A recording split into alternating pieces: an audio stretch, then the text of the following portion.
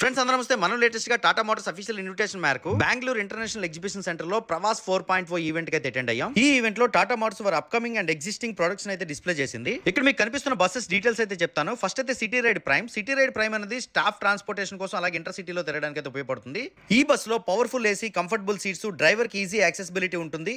Hill hold assistant, traction control లాంటి మంచి features అయితే ఉన్నాయి. నెక్స్ట్ ఇప్పుడు మీరు చూస్తుంది 7 మీటర్స్ ఎలక్ట్రిక్ బస్ అండి. ఇది ఒక ఇంటర్ సిటీ ట్రాన్స్పోర్టేషన్ కోసం యూస్ చేసుకోవచ్చు. Zero emission, no sound pollution, chilled AC, luxurious and comfortable seats అయితే ఉంటాయి. 120 నుంచి 160 కిలోమీటర్ల రేంజ్ అయితే వస్తుంది ఫుల్ ఛార్జ్ తో.